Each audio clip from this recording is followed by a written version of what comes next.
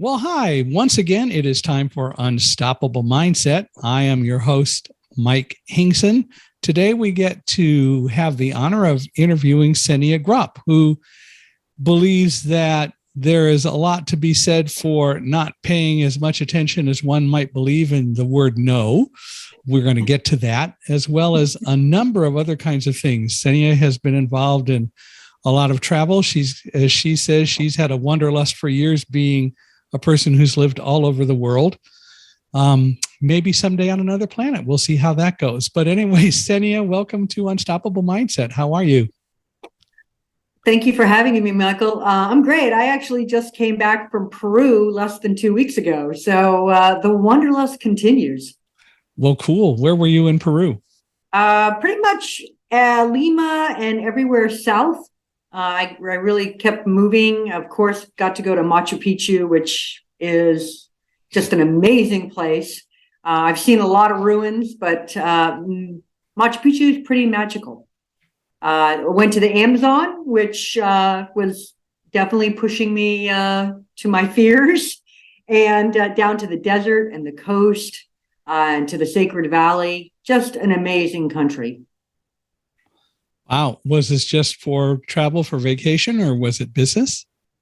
It was solo travel, which is how I love to travel. And I had a 2-week stint where I could take off, and I'm like, why not? And Peru's been on my list for a while. And it's summer there right now. So even better. Yes. Better than at least where I am in Victorville, where it was 31 this morning. Where are you? I'm in Portland, Oregon, and so you get it cold too. Yeah, it was in the low 20s this morning, and I think the high today is going to be like 35 or 36. So, there you go. Well, we hope. Well, why don't we start a little bit by you telling us about you growing up and kind of how you got started and some of those things. All right. Well, I grew up in a very traditional Muslim Middle Eastern household. And we moved a fair amount, about every 11 months. So I got to really circle the globe and the United States, and really learn how to adapt and how to relish change, because every new year it was about meeting new people and figuring out the lay of the land. And I know some people would probably think that's a horrific way to grow up.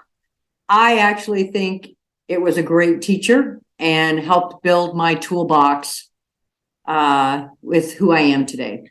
Why did your family move so much? Well, my dad was a doctor and could practice wherever he wanted.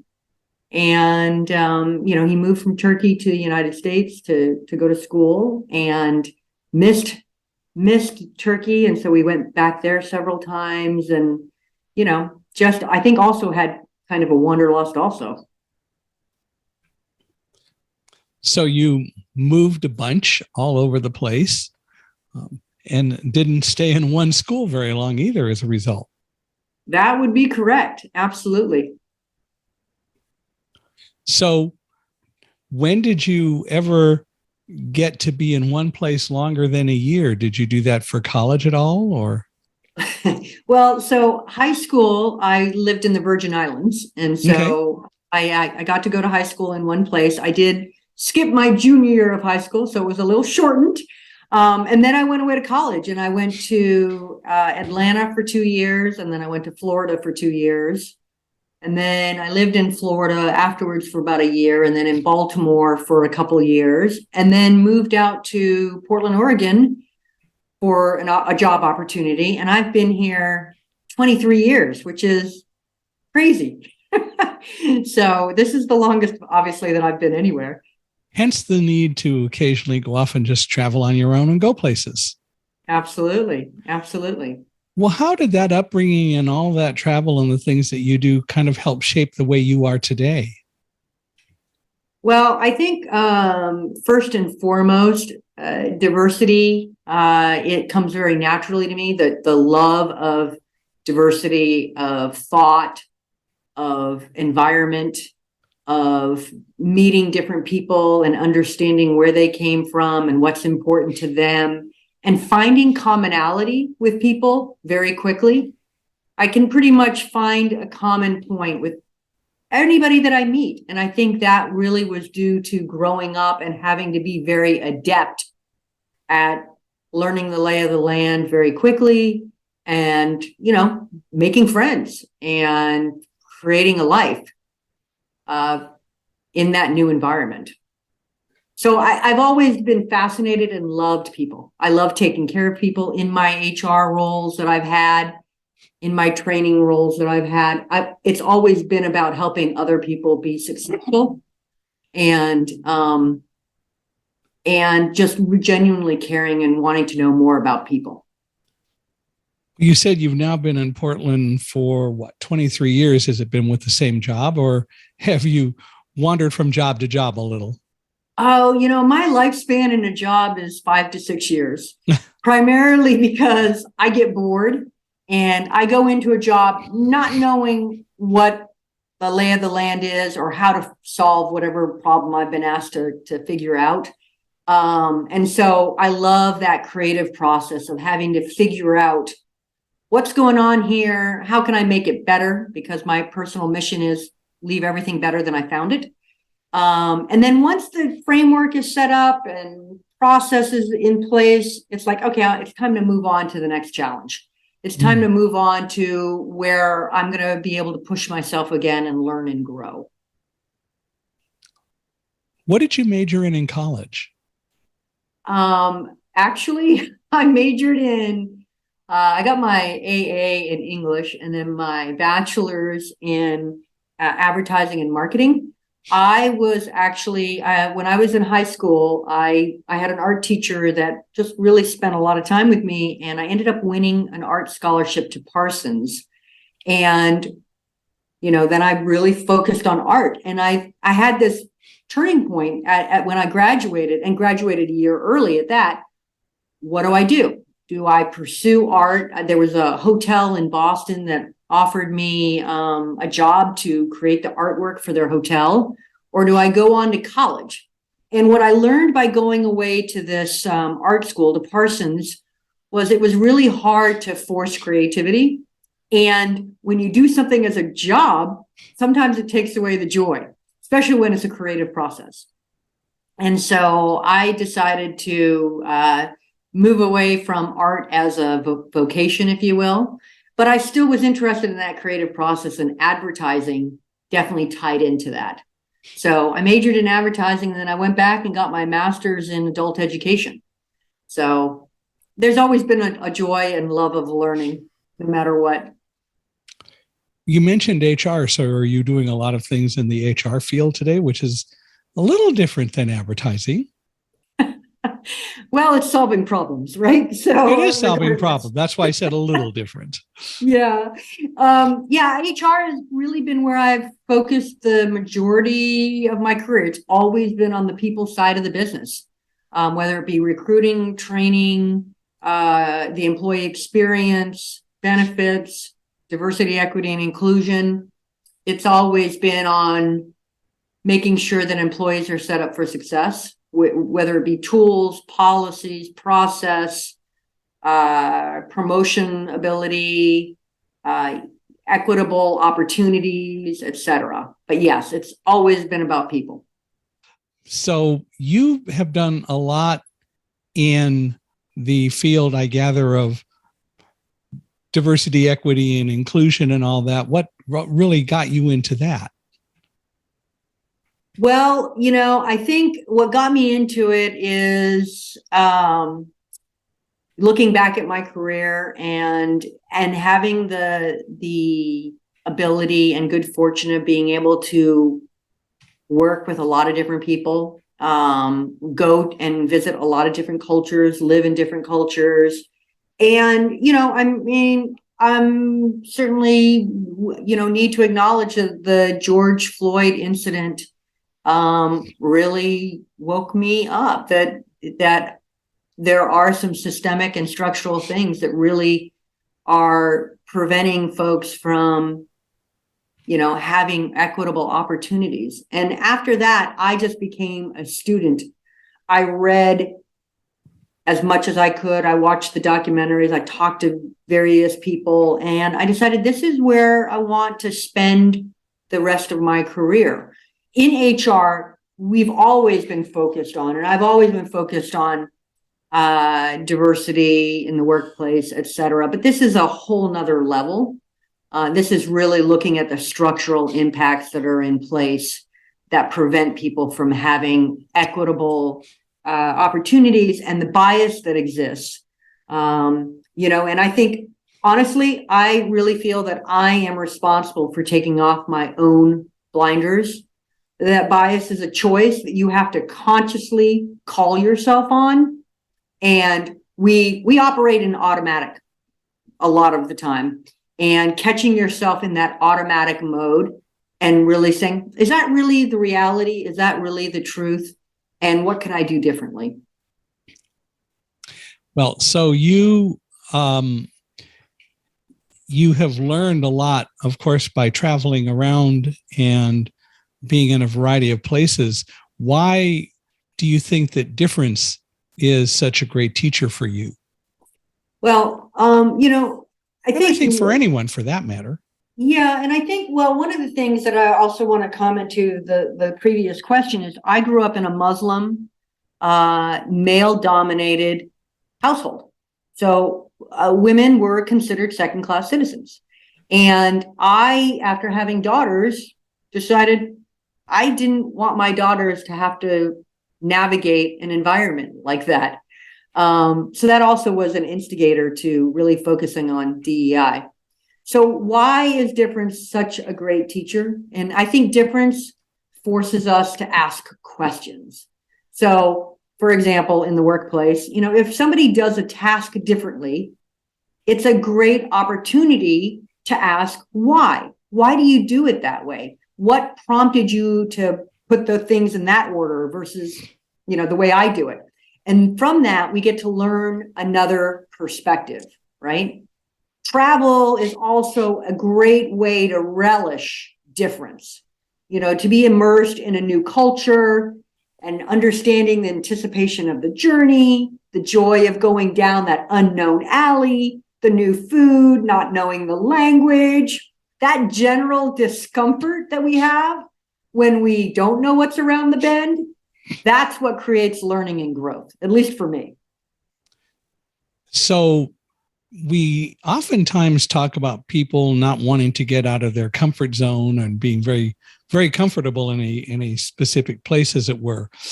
I guess you would say that your comfort zone is a whole lot wider than other people. Do you have still areas where you're really uncomfortable getting out of some sort of a comfort zone in your life? Oh, absolutely. And that, I think fear, honestly, has created some of my most pivotal moments. And fear is what forces me to get out of my comfort zone. It sounds counterintuitive, but I think back and some of the most amazing experiences that I've had were based on fear and moving against that. So leaving a job, right? We all have fear of that unknown of leaving a job. But then I look at all the new skills that I'll make. Look at all the new people I'm going to meet. Having a child. I did not want children. Now I have two. I just had a huge fear of becoming a parent. And yet when my older daughter, came into this world, my first response was, oh my gosh, I love you so much. And what took me so long? Every time I go and solo travel, I'm terrified, right? I'm traveling alone. That means I've got to navigate everything myself. What happens if something comes up and I can't figure it out? And yet I've had the most amazing, empowering trips traveling alone because I invariably get lost. And I'll never forget Portugal a couple of years ago. I got so lost because I don't read Portuguese signs and I was driving everywhere. And I found this little town and it wasn't even on my radar. And it ended up being my favorite place of all of Portugal. So fear is, fear forces us, to move into the unknown. And I have found that the outcome is better than I ever imagined. Is it hard? Absolutely. Is it painful? Sometimes. But ultimately, it ends up that I'm in a better place. Have you ever had any experiences, or have you ever had any fears that were so strong that you didn't do something that you wanted to do because you were too afraid? Nothing comes to mind right away, but I will tell you that in Peru, in my trip that I just took, there were a couple of things that I was like, ugh, and then I did it. So in the south of Lima, about 4 hours, is this area called Ica, and it's a desert, amazing desert. And I went on this dune buggy ride, which I'd never done before, in these massive sand dunes, which were amazing. And then there was sandboarding, and you had to sandboard down this, just really high sand dune. And I'm like, there is no way I'm doing this. Forget it. And the driver of the dune buggy goes, "You've got to do it." And I'm like, oh, no, no, no, no. But I did it. And I was like, oh gosh, I got to do this again. This was so much fun. The second thing in Peru was going to the Amazon. I'm terrified of snakes. I do not like snakes. And plus, the Amazon is full of bugs and spiders and tarantulas and monkeys and all this other stuff. I really, so originally in my trip, I was going to spend 3 days in the Amazon. I decided on 2. And I got to tell you that when that second day came, I was very happy to get on the plane and get out of there. Because although the Amazon was amazing and definitely pushed me out of my comfort zone, I was so happy to leave. So I can't say I've never not done something, but I certainly most recently shortened my time in the Amazon because I was done with being terrified. So did you see any snakes? I, thank goodness, did not see any snakes. Lots of tarantulas and bugs, but no snakes, fortunately. You and Indiana Jones. One of the things that I've, in reading about you, discovered is that you don't like the word no. Tell us more about that. Well, that's true. As a kid, who likes to hear no? No who one likes to hear no when you're a kid, right? But what I realized as I was moving through my career was that the more times I said yes, the more opportunities that came my way, and the more that I got to learn and grow. And I have a love of learning. I have a love of challenging myself. And so I decided that, no puts up roadblocks. And yes, although sometimes scary, uncomfortable, yes leads to a lot more experiences, friendships, adventures, opportunities, and failures. Let's be frank. It can also lead to failures, but with that failure again comes growth and more opportunity. It comes back down to what is failure really, which is that failure is a learning opportunity. And unfortunately, we all too often learn that failure is a bad thing and we don't ever want to fail, and we don't recognize the incredible teaching moments we get because things didn't necessarily go as we planned, which is a whole lot different way of viewing it than failure. Absolutely. Completely agree. And that's a very mature approach. When you're new in your career and kind of figuring out your way and, certainly trying to please your boss, you can't go there. But as you mature, you become a little more confident with your skills. You realize that, I've often said, if I have a tough decision to make that could lead to something that I really don't want to deal with, how impactful will it be 5 days from now, 5 months from now, 5 years from now, right? So in 5 months from today, will I even be thinking about this? In 5 years, will I even be thinking about this? Will this be as monumental as it feels at this very moment? And very few things are going to still be monumental at 5 years, and oftentimes not even at 5 months. Well, of course, when you talk about what will you think about this in 5 years or whatever, it also comes back down to, is this a negative thing or a fear? And given the way you approach life, probably not. On the other hand, if it's a teaching moment, you may think about it in 5 years because you'll rejoice in how much you learned. That's right. That's absolutely right. Yep. And you'll be in a different spot. Undoubtedly. You'll be in a different spot. Right. Yep. Which is really what it's all about. One thing that you mentioned to me, and I'm really curious about, is to talk about your view of raving fans. I want to understand what that's all about. Oh, raving fans. So I just talked recently about, wanting that approval of your boss or your friends or whatever. And I think, oftentimes, again, I can say this in retrospect because I'm I'm much further down in my career, in my life, but, we want people to approve of us. We want to create a persona. And I think this is because social media has definitely helped this. We want to create a persona that creates jealousy, right? All the beautiful pictures, all the perfect lives, which, I've certainly spent some time talking to my daughter about, that don't believe everything you see online, right? It's not as picture perfect as you might think. They're not going to show you the slums, right? And I don't believe we need a stadium filled with approvers. I think that if you have one raving fan, somebody that has your back regardless, somebody that's willing to tell you the truth when you've got a blind spot, then you're truly rich. Yeah. You really, truly are rich. And so that's what I mean by raving fans. It's all about having people who you can be honest with and who are honest with you. Absolutely. Absolutely. And understanding that it doesn't have to be zero sum, meaning that you don't have to win, or I don't have to win in order for you to lose. We can both win. We can both help each other out and be stronger together rather than being, on opposing sides and, trying to think that one of us is going to get more than the other. That's a no-win situation.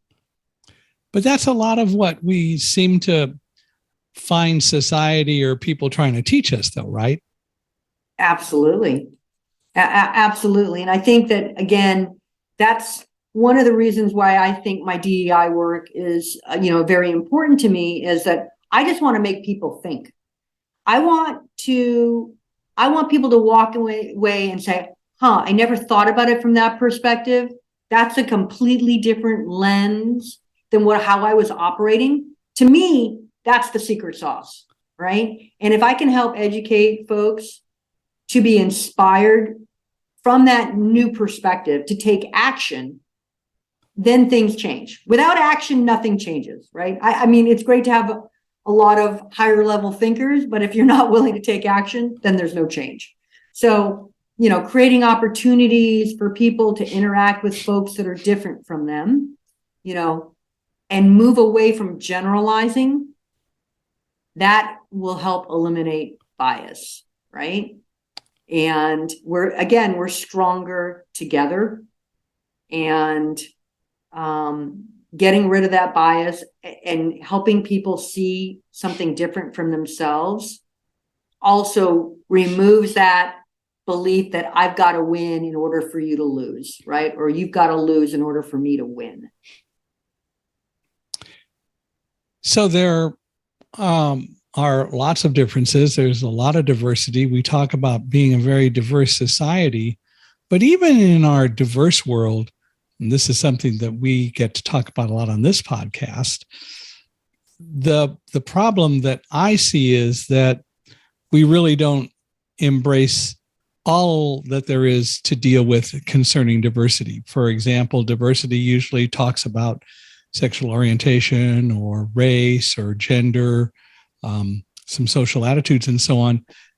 And to explore the discussion a little bit, disabilities are left out. We don't tend to discuss the concept of the world of persons with disabilities. And from my perspective, what I've seen is the difficulty is that people who have disabilities, especially those that people can see, were viewed as less capable, less able. Disability does not mean a lack of ability. How do we get people to understand and embrace that and recognize that we're just as much a part of society as everyone else? Well, I think, first of all, diversity, there's a lot of intersections to diversity, meaning that no one is just one thing, right? There's a mix. You can be disabled and lesbian and Hispanic, right? I mean, so there's intersectionality. And again, I think like any other diverse topic, it's about getting people at the table to talk and to be exposed to folks that are not like themselves. I mean, there's been a lot of attention to mental health, right? Mm-hmm. And typically mental health is below the surface, right? It's not it's not the iceberg that you can see above the water, it's below. And yet it is a disability. Sure. And it really talks to how complicated the DEI work is. It also talks to how much work needs to happen still and how slow, and I'm very action oriented, so slow is not in my vocabulary, but how slow this stuff takes. But it is about creating opportunities for exposure so that people can see their bias and their generalizations broken down and realize that's not true. That generalization I had about that person or type of person or whatever, it's not true because I've just witnessed it for myself. And that's why a lot of the DEI work that I do is much more grassroots, because I feel like when you tell people or make mandatory that you must do this, you must act like this, you must say this, you must take this training, people dig in their heels, right? And they're going to hold on to their old ways of thinking as much as possible. When you create grassroots opportunities where people can naturally, organically interact with folks that are different from themselves, that wall has already come down. They're already ready to engage. And then that light goes off of like, whoa, what I thought was completely wrong. And now I'm forming a relationship with this person that I didn't really know. And now I'm beginning to know. And when I have a relationship with somebody, I actually care about them. And when I care about somebody, I am not going to let somebody else say something negative or incorrect or harassing to that person, because now I'm invested. I'm invested in making sure that that person is included, that they belong. And so that is where I think we have a huge opportunity to move the needle with folks, because I agree with you. There are folks that we jump to conclusions about abilities, and we need to provide opportunities where people can see that that's just not true. And all that is very true in terms of what we need to do, but how do we really make it happen? The problem is that when it comes down to it, let's take a person who happens to be blind or a person who happens to be deaf or hard of hearing or low vision. The reality is that the prejudices run so deep that, for example, if I were to apply for a job, and under most circumstances, if I just happen to mention in the cover letter to my resume that I happen to be blind, I won't even get a response. Or if I don't mention it and I go to the job interview and they happen to invite me because they like my resume, the hackles go up and the resistance goes up immediately when they discover it's a blind person. They may not, because legally they can't so much today, but the thoughts are still there. How are you going to get to work? What special things do I have to do for you? How do we move the needle to get people to recognize that in reality, the cost of doing business needs to involve inclusion, and that the reality is that for a person with a disability, and I could make the case that everyone has disabilities because most of you are light dependent. So maybe if I'm the boss of a company, I shouldn't hire anyone who is sighted because I got to spend all that electricity for lights for you guys to turn it around. But the fact is that companies spend the money for lights. But if I need a screen reader to a piece of software to read a computer screen, resistance goes up to providing that, even though they provide monitors for you and other things like that. How do we move the needle to get people to understand that in reality, part of the cost of doing business is inclusion? Well, I think in your very specific example, although not fair or even reasonable, it's real, though. It's real. Oh, it is real. But heading off those obstacles with, hey, I know you're probably thinking that, I'm going to need X, Y, or Z. Well, let me give you an example how I'm able to do this, outside of work or at this other employer. And I mean, it's removing those beliefs and those biases by actually giving examples. You also need, and again, this is no easy task. But, as organizations, for example, I was curious I attended this training session on hiring formerly incarcerated employees. I never really thought about it, but it came across my email. I'm like, that sounds interesting. I want to learn more. And so it was an hour-long video about the programs and et cetera. And I was like, I ended the session. I'm like, wow, I never even thought about it like that. And so then I was meeting with a friend, a fellow peer, and I said, I just saw this video, and you wouldn't believe this viewpoint about hiring formerly incarcerated folks. And wow, my eyes were really opened. And she's like, wow, I hadn't even thought about that. So, I mean, obviously this is a very slow way to influence, but I think it's up to each of us to help educate each other and challenge each other on our thinking. And I mean, those systemic structural biases that exist at organizations today, you're absolutely right. They can appear to be insurmountable, but I guarantee that if we continue to say nothing and we continue to behave the way we're doing, guaranteed nothing's going to change. Right. Right. And so I think each of us to make those changes.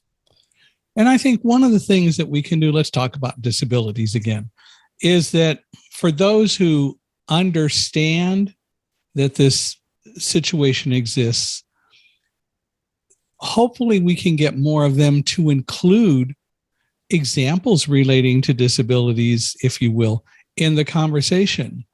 Absolutely. The fact is that if we don't talk about it, nothing is going to get done, which is what you said. But we can push the conversation.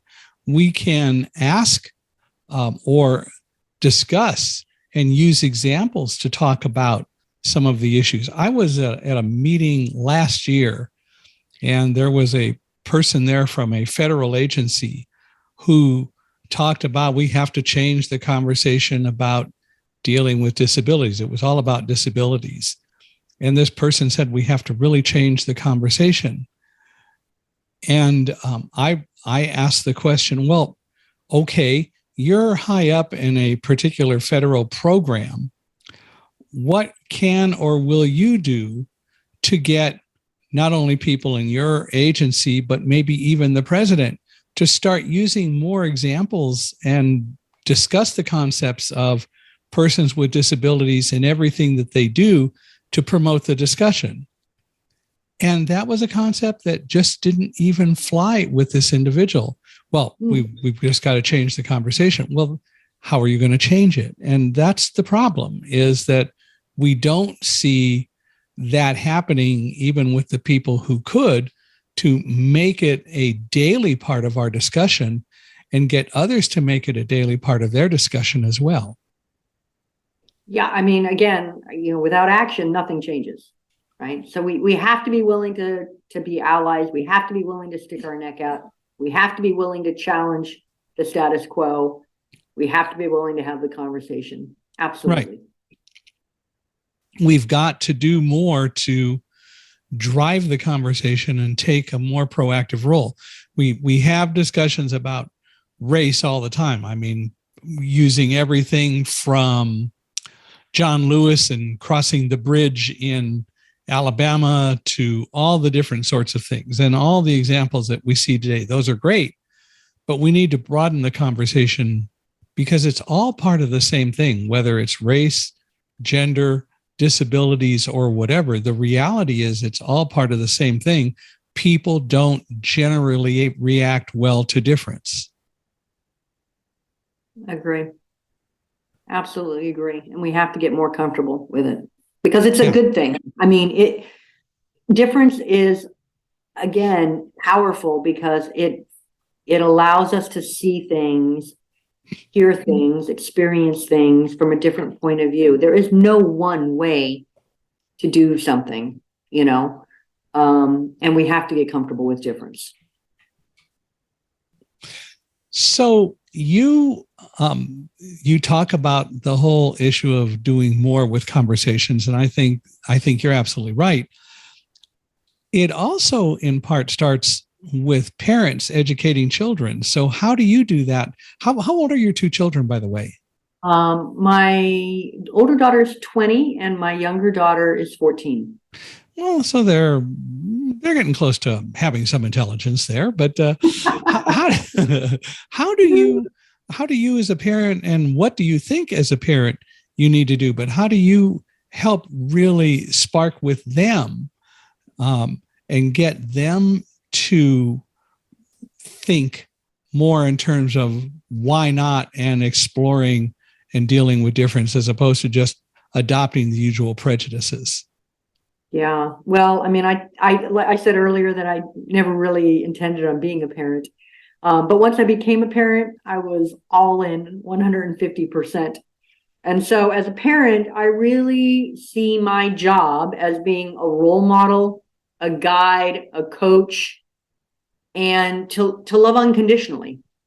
And unconditionally does not mean without any accountability, right? It does not mean giving your child free rein with no rules or expectations. As a matter of fact, my kids will tell you that I'm very strict. But it means that you love and you support them and that you are really willing to tell them when they screw up and, how could we do it differently next time? But it's also about exposing your kids to as many things as possible. And I've always believed that the greatest gift we can give our children is self-esteem. If they walk into the world believing they can do something, or at least try it, that is powerful. But kids watch what you do. I mean, kids aren't born mean. Kids aren't born prejudiced. They learn it. Mm-hmm. And as parents, we are their role models. And role models being how we act, but also what we call out. If we don't call out something that is wrong, if we're not modeling the way when we see something that's not right, then we're not doing our job. The fact is, children are not dumb. They're very observant, much more so than we tend to generally give them credit for. And so you're right. They're going to see how you as their parent behaves, and they're going to pattern their lives after you. Absolutely. And, it's funny because I had a parent tell me a story about something that my older daughter did when they were on vacation. My daughter went on vacation with another family. And so the mom, called me up and kind of told me about something that happened on the vacation. And I'm like, oh my gosh, my daughter has actually been listening to me all along. Now, in the moment, they'll push me away and say, oh, Mom, you don't know what you're talking about. But when push came to shove and it really mattered, my daughter acted appropriately, which told me she'd been listening all along. And when it was really critical and crucial, she met the expectation. So it's a good teaching moment for you too. It was. You're right. You're absolutely right. What do you fear most about being a parent? Since we talked about fear and all that, it obviously it comes up, and you decided that being a parent is okay once you got started in it. But what do you fear most about being a parent, or what's your greatest fear? Oh, well, I've had a few friends that are in my age group or maybe a little younger that have kids that have unfortunately passed away. And I fear not being around for my kids for as long as possible, to be able to be a part of their lives and an influence in their lives and continue to be engaged in their lives, and for them to have me as a resource. So obviously I don't have any control over that, but I would say that's probably my biggest fear, is to not be around when they really need me. So you're really sort of saying that in one sense, children always need their parents. I think so. I think it's an invariable bond that you have with your children. You need them, they need you. And you want to be around to see how it all plays out. How does your relationship with them change and evolve as they grow older, as they become more mature? Yeah, that's a great question. So as a parent, you always, at least me, I always remember them as those cute little babies that just were so excited to see me at the end of the day when I picked them up from daycare. And I really rocked their world, and I was the center of their world. And then they become teenagers. And when they're teenagers, you can't do anything right. You're the most embarrassing, stupid person that they could possibly imagine. And it's very hurtful. As a parent, as a parent who didn't intend on being a parent, and then finding out, wow, this parenting thing is pretty amazing, to then be pushed away when they're teenagers and they're rolling their eyes at me, or I can drop them off at the corner, but I can't actually take them to the friend's house because they don't want me to be seen. Whoa, that is a real wake-up call as a parent. But what's been fun to watch with my 20-year-old is that they're coming back full circle. And now they want my guidance, and they want to spend time with me. And, like my daughter wanted to get her first credit card because she wants to build credit, right? And I'm like, so she came to me like, Mom, how do I do that? And I'm like, well, how do you think you might start that process? And we have actually intelligent, engaging, thought-provoking conversations. And even she is at the point now where she can throw an idea back at me, and I get to say, wow, I hadn't thought about it like that way. And isn't that cool to be able to have these intelligent conversations? So I'm really loving that piece of it. And so that's been really fun, as she will, after one more year in college, go out into the world and start navigating the workplace. I think it'll be really fun to continue that partnership and that dialogue. So what you're saying is that since she was a teenager, it's amazing how much you've learned, huh? Oh, yes, absolutely. Yeah. And, everything, everything will pass when it's challenging. And I love talking to people when I am posed with something that I've not experienced. Like, so for example, my younger daughter is adopted. And when I adopted my younger daughter, there was a very tough transition. For 8 months after I picked her up, there was a very tough transition. And I was like, oh my gosh, what have I done? What am I doing wrong? And so I sought out parents that had a birth child as well as an adoptive child, and to kind of pick their brain. Hey, what worked? What didn't? Does this transition time ever end? I mean, what have I gotten myself into? And what I learned after, meeting with 8 or 9 parents was, first of all, completely normal. Why didn't they write this in a book? I don't know, but completely normal for there to be an adjustment period. And guess what? It does end. And that's what I needed to hear. I needed to hear that it ended. And so I turned around and actually wrote an article for Adoption Today on that whole process, because I thought, well, if one other parent that's going through this can hear that it does end, and this is normal, then I've saved them a lot of grief that I had to go through. So, yeah, it's all about learning. I hope I learn till the day that I'm not here. It's really important to continue to learn and grow. How old was she when you adopted her? 11 months.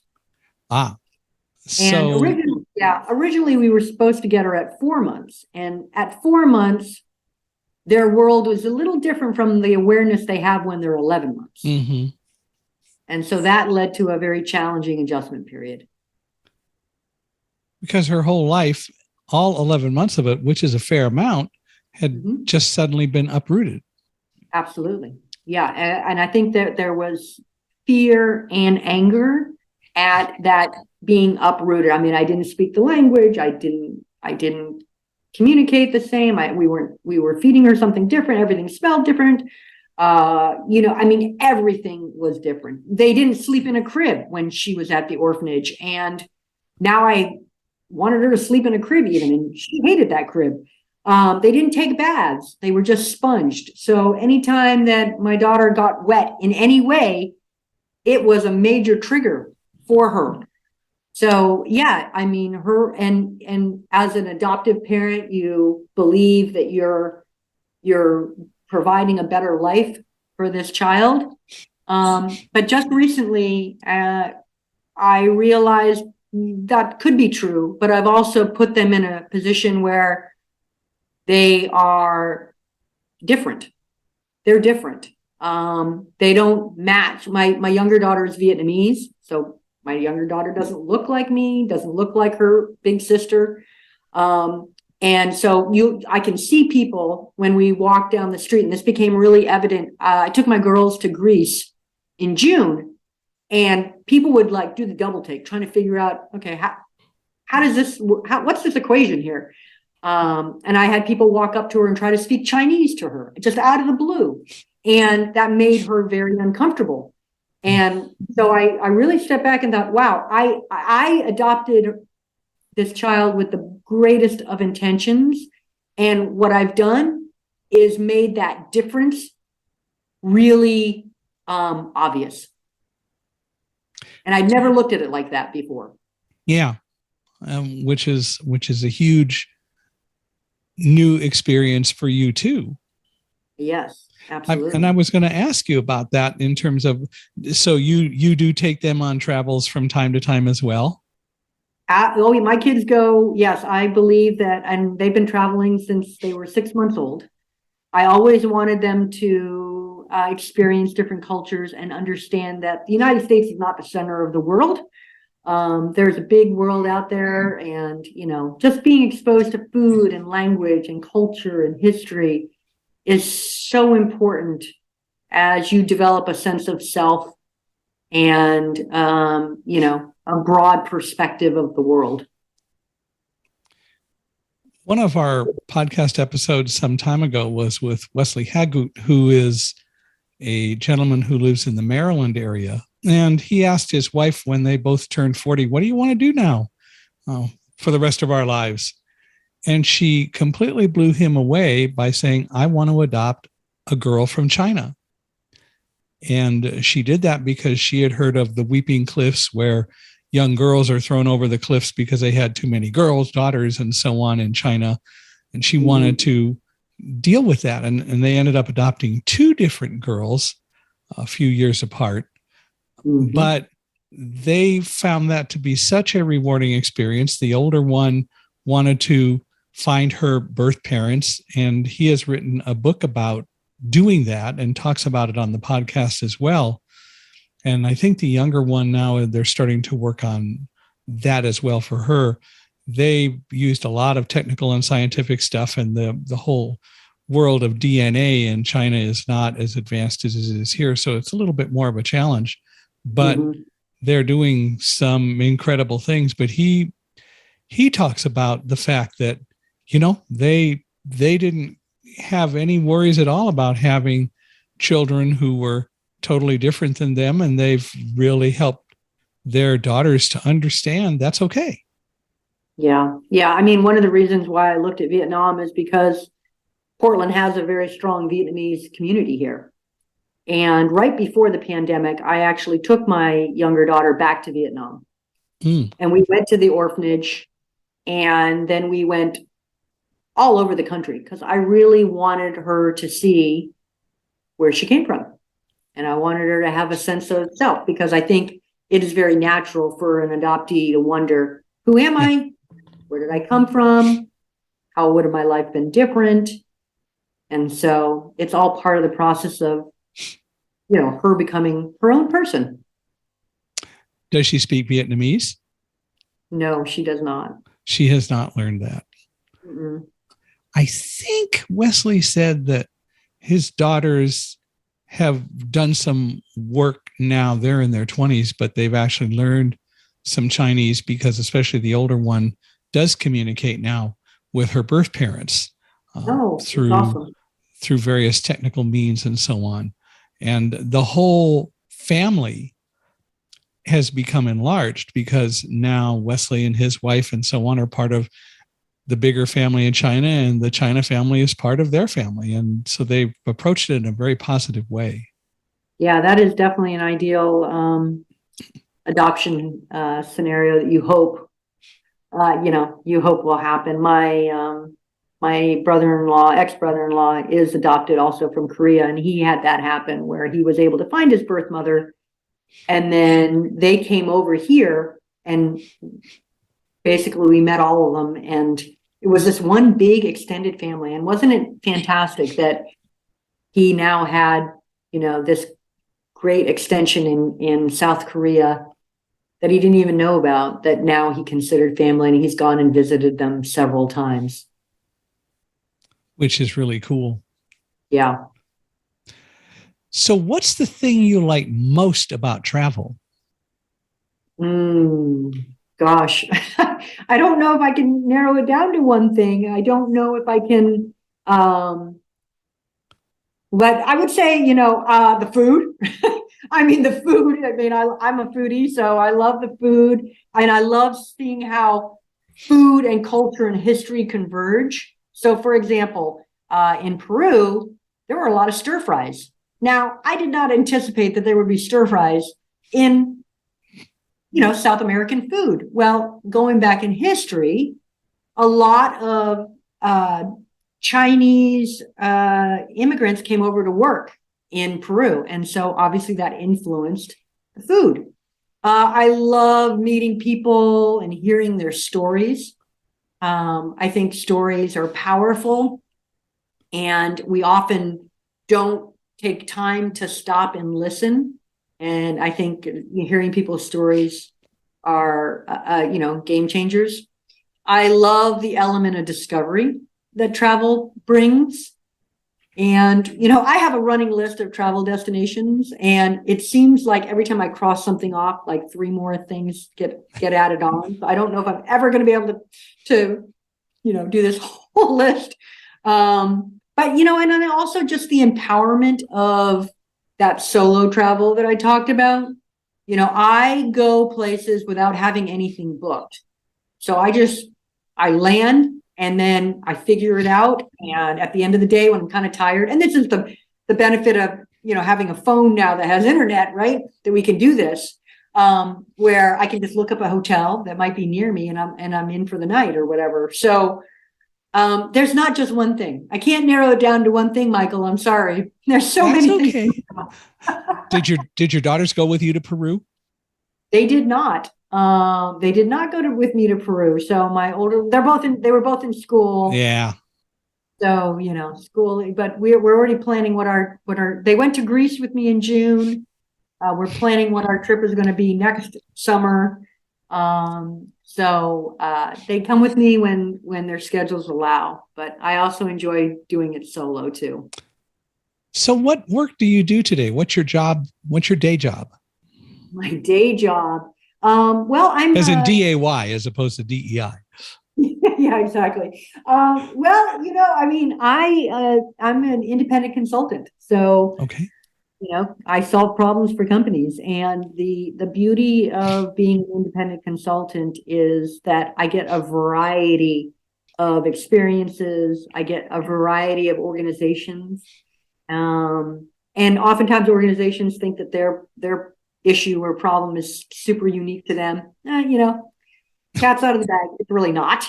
But how they apply it, how their systems work internally, the people, because the people, people are obviously are the wild card. That's what makes it different or challenging.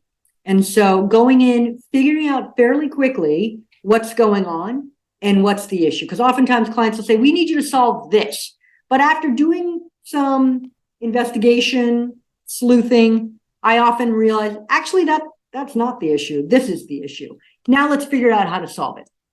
And so that there's a lot of creativity that happens there. And I'm an artist, and I was in advertising, and so I have very much a creative flair to me. And so the problem solving, it kind of taps into that creativity. So you consult with a lot of companies at once, or one at a time, or how does that work? Yeah, usually multiple. Depends on what the thing is that I'm working on. Sometimes it's a one discrete little problem that I'm solving. Sometimes it's we need a whole new system. We need to upend the organization. So obviously that would be a little more immersive, and I could probably only take on one project at a time. But yeah, it really varies. And that's I love variety, kind of comes back to my love of change.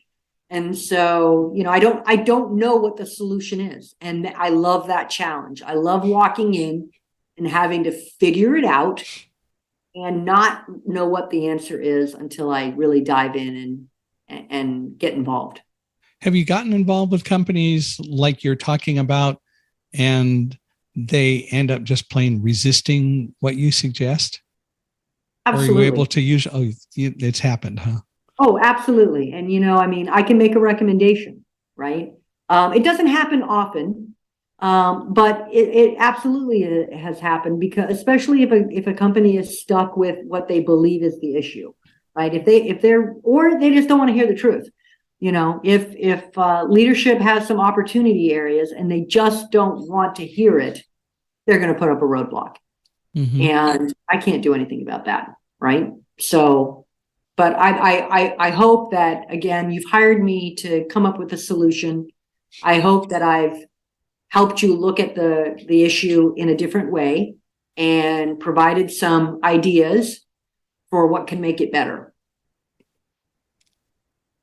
Well, and hopefully mostly people will react well to that. And typically, if someone is serious about hiring you or serious about dealing with whatever issue comes along, they will listen very carefully to recommendations and hopefully adopt them, unless there's some compelling reason why it can't be done the way maybe someone suggests. And in that case, you maybe go back and rework it.